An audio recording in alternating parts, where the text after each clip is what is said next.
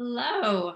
I'm Haley Finn. I'm the Associate Artistic Director at the Playwrights Center. I use she, her pronouns, and I'm here with, and hopefully you guys can introduce yourselves. Hi, I'm Julia Brown. I'm the Artistic Programs Manager at the Playwright Center. I use she, her pronouns. I am currently wearing a red and black buffalo check sweater. I have short red hair and glasses. And I am calling in from Minneapolis, which is the unceded lands of the Dakota people and also the Anishinaabe people. Good morning, Patricia Garza, Director of Programs and Engagement at NET. So excited to be in space with my colleagues here at the Playwright Center and to have folks watching the recording or here with us live. I use they, them pronouns, but I also accept she, her, hers. I'm a Latinx human with big cat-eye glasses and very faded red dye hair. Has not happened for quite some time. And I'm calling in from Los Angeles, which is the Tongva Quiche land here in California. So very excited to be here today, and I'll pass it back to Haley. Great. And I wear glasses, and I have long, very long now because of the pandemic, auburn hair. And I'm usually in Minneapolis on Dakota land, but currently in Vermont on Anishinaabe land. And we just really want to welcome you, those who are here with us currently live and those who will be watching this recording. Thank you very much for your interest in this program. I wanted to just give you a little bit of a background on this program. So we've been doing this for a number of years now, and it really started off as a conversation that I had with Mark Valdez, who was the artistic director of NET at that time, talking about just desires that ensembles had and desires that playwrights had. And I was having so many conversations with playwrights saying, gosh, I just wish I could create work from the ground up, be in a room with an ensemble and just make something together, as opposed to sitting in my desk at home alone, writing and then handing off a play. And then we were hearing from the people from NET that many ensembles were hoping to work with playwrights to bring someone in really focused on text and could offer that experience in the room. So that is sort of the genesis of how this grant came to be. And one of the things that we're really focused on in this grant is a creative exchange, essentially between the ensemble and a playwright, and really thinking about what that might look like for you, both for you as a playwright and for you as an ensemble, how you can benefit from each other and what you might learn from each other. So it's less focused on production and more focused on exchange of ideas and development, especially as we know that $4,000 is really seed money potentially for a larger project, or just to start or think about or generate ideas for a project. So those are some of the things to keep in mind if you're thinking about this program and if you feel like it's a good fit for you. We hope that you will. And I'm going to turn things over to Julia, who's going to talk a bit more about the process of applying. So Julia, I'm going to hand things your way. Yeah, so as you saw on that last slide, the funds and what they can be used for is pretty open. It can be travel, it can be stipends, it can be supplies, space rental, things like that, to start these experiments together. So we will be, after this session today, we'll be sharing the slides and the recording with the eligible ensembles and the eligible writers. And then you have a couple of weeks until March 11th, which is 2 weeks from tomorrow, to let either Patricia or myself know that you're interested in applying. All you have to do is drop us a line and say, hey, here's my name, here's my contact information. You don't need at this point to have an idea of who you're going to work with. There's a lot of time left in this process to figure that out.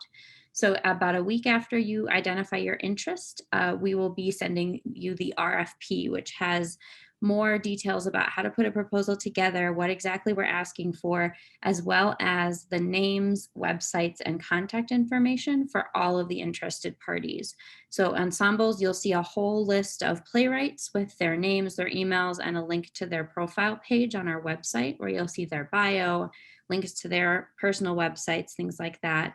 And playwrights, you'll see a list of all the interested net ensembles with their main contact person and their website. So you can kind of really be digging into learning about each other, seeing past work, and then reaching out and actually getting in touch and having conversations. So you have about 2 months to actually put the proposals together, which is intentionally a long period of time, which we'll talk about a little bit later. We kind of call it the like speed dating or matchmaking time in a sense of getting to know one another, and then putting this proposal together, which will be due May 13th. And then over the next about month or month and a half is when the decisions will be made and everybody will be notified. So you can see here just a list of the past projects that we've done over the past 11 years. So it might be a good idea to take a look at kind of who some of these ensembles are and who some of these writers are, and see kind of, this has been pretty much runs the gamut between a very early stage, experimentation that was a great learning experience, but didn't end up in a full production, to things that actually became full productions. Yeah, and I would just jump in to say that one of the great things through this process is that even people who didn't receive this grant, it started a great collaboration, a good conversation that went on to either their own projects or sometimes applying again another year for this opportunity. So it's a great way to make new connections and meet new artists. Absolutely. I'm going to toss it back to you, Haley, to talk about the match. Oh, the match. Great. Well, I would say that a good match is one where you find that there's some synergy, and that can be around, sometimes it's around an idea or a theme or a topic or something. It's just like, oh, I really want to learn this. And the other person's like, well, I really want to learn this. Oh, those are the things, let's do that together. I feel like I could really learn from you. So what inspires you? I'd say, you're going to get a chance to look at each other's bios, some websites, some material, but it's really that conversation that's going to help you identify and say, yes, this is really a good match and we have something to work on. Because this is a project that really spans about a year and no longer than that, just making sure that it's realistic, that what you put forward in that time frame makes sense and seems possible. Obviously, with the pandemic and COVID, we don't know how things are going to pan out. So some, remote conversations are also can be mapped into your plan as well. And then I would say making sure you have those good conversations that can sometimes be hard about credit and ownership on the front end, because we certainly think that that's best practice for collaboration, to really understand how you might want to move forward together with this project, and having those conversations in place on the front end I think is really helpful. Obviously you'll want to create a budget and a timeline and a schedule, but also really thinking about those working methods, who's responsible for what, and also like, how do you want to work together? What is exactly going to be your creative and artistic process through this time period? And once you have found the right match, then that's when you'd be putting together this proposal. And Patricia, were you going to speak a little bit about this section of the process? Sure, I can definitely chime in here. So what we're asking is new for this year as well. So I just really wanted to underline this point. Obviously, a playwright-driven process, we need to see the written word as well. And so we want to prioritize that. But we also want to be cognizant that ensembles have lots of ways of expressing themselves and different accessibility needs to communicating their excitement around this partnership.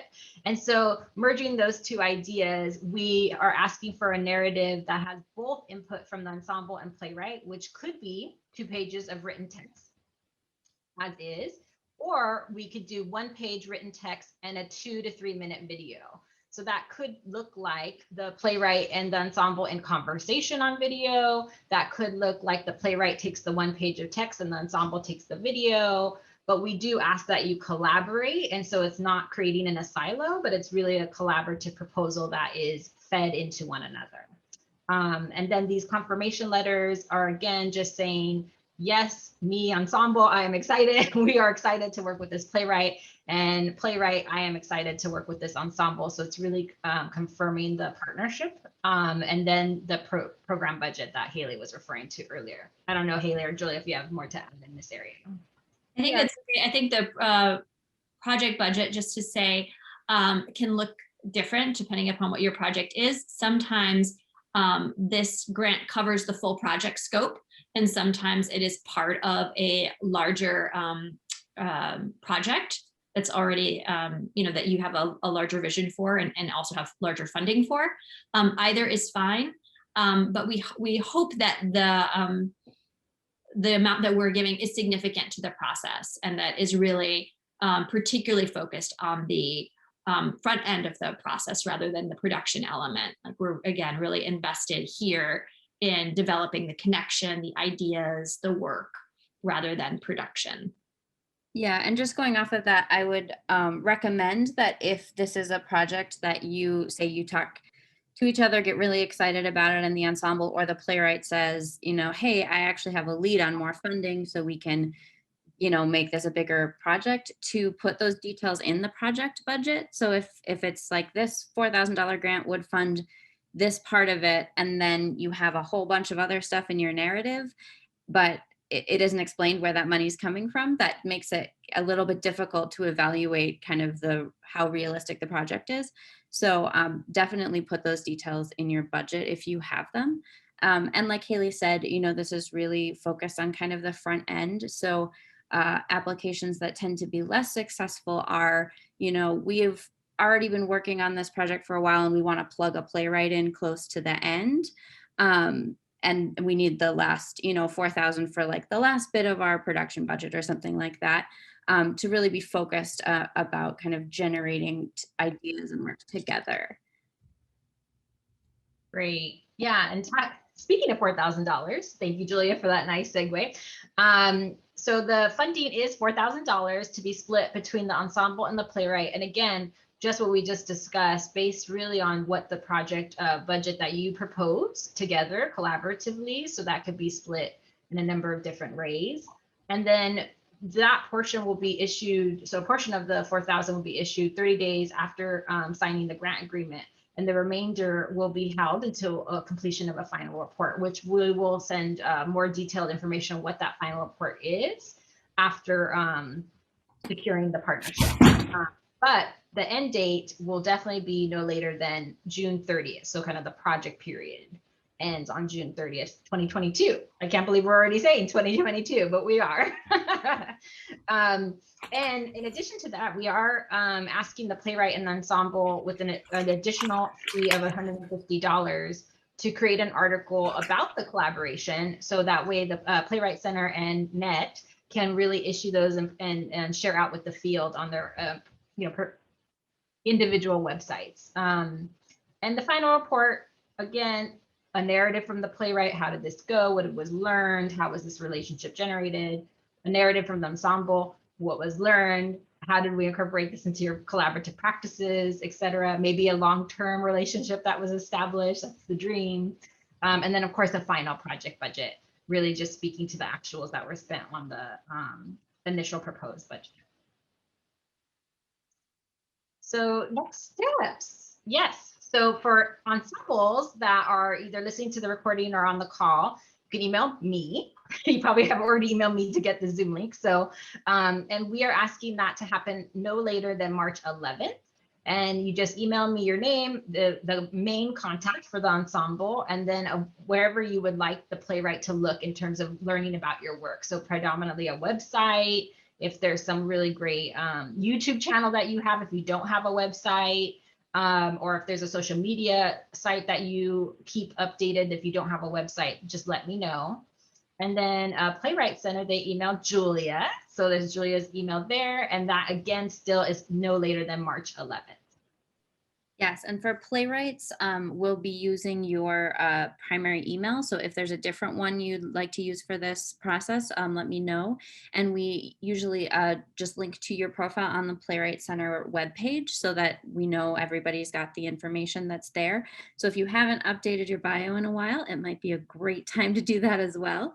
I also just want to specify for Playwright Center, as you've seen in kind of the other information, this opportunity is open to current and former core writers of the Playwright Center. So just in terms of if you're talking to other colleagues who might be on a different fellowship or an affiliated writer from a different program, that this is specifically designed for and targeted for current and former cores. And now we're in the question section, and we had another friend. It looks like Darren joined us. Hello, Darren. We're so glad you're here. But if anyone has questions that have come up during the presentation, feel free to just pop in. Otherwise, you have my and Haley and Patricia's email on multiple slides, so you can feel free to reach out to us directly as well.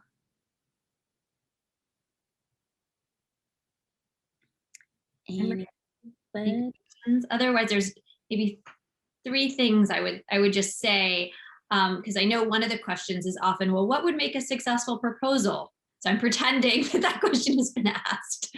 And that I would say often as we're evaluating, we're looking at what is that relationship between the playwright and the ensemble as defined by the playwright and the ensemble? What do they really want to learn from each other? What do they feel like they can get out of this collaboration?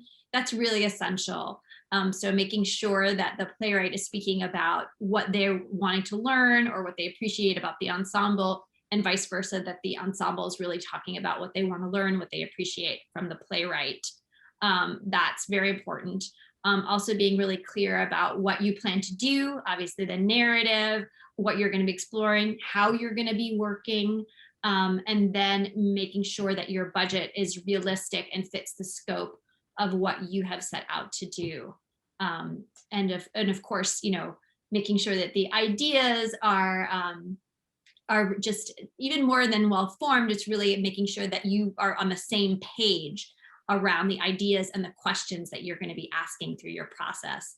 So making sure that you've already started the collaboration in the conversation that you're having. And again, this can be somebody that you've never met before you've had a phone conversation or Zoom conversation with them through this process. And we're hoping that this will create greater connections amongst playwrights and ensembles. That is the goal.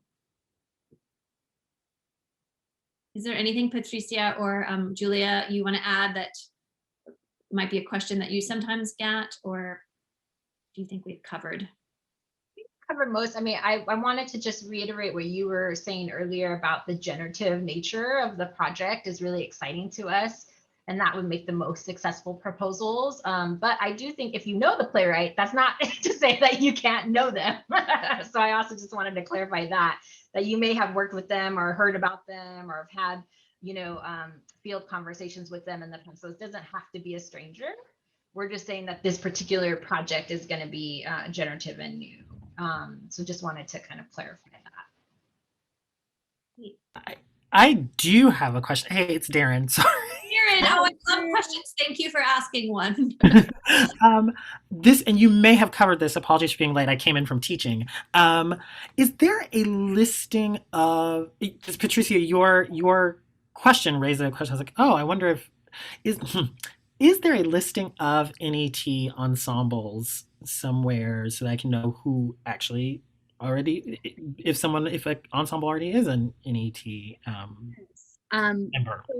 In terms of this grant, all writers are letting me know their interest, and ensembles are letting Patricia know their interest. And so Okay. after you receive the RFP, you'll have a full list of everybody who's gung-ho about doing this thing, and it will include contact information and also a website or some other kind of reference to learn more about the ensemble and about the playwright. Perfect. Okay. And I caught the tail end of that, but now thank you for that, because that makes me get it all together in my head. Yes. Perfect. Yeah, and just to add to that, Darren, I'm putting in the chat the link to our member list. If there's somebody you want to poke to apply, please feel free to, and I can make that connection, because I do great. think people have lots of things going on. And if there's just an ensemble that you're like, I would love to work with this ensemble, I can always, see if they're interested in applying and make a pre-match conversation if that's exciting to you. So I just sent you the member list as well. Perfect. Yes, I see it. Thank you. That is spot on, Patricia. Thank you. Yeah. And likewise, if net member ensembles are like, oh, I really admire this person's work, I think they work with the Playwrights Center, you can reach out to me and say like, hey, is Joe Schmo eligible for this program? And I can look up Mr. Schmo and let you know whether or not they'd be eligible. I have a question about the anticipated applications from all the folks who might reach out to express interest. Do you have a sense of how many actual full applications you might receive? It's usually fewer than initially put in an intent, but it kind of varies from year to year. I would say in general, it's maybe about somewhere between 18 to 20 applications, I would say.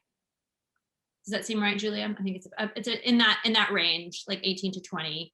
Yeah, years a little bit more, some years maybe a little bit less, but in the past number of years, it's been varying close to 20, I would say. So it's one of the great things about it is you're already kind of part of a smaller group by being part of NET and also part of the core writer program, so that it is very competitive and that the people in that group are already amazing artists. But if you put yourself forward, that there aren't thousands of people applying, that it's really an opportunity for this group of people. Mm-hmm. Does that help, Julia? Give you a framework? Yeah, it does. Thank you. Good. Great. All right.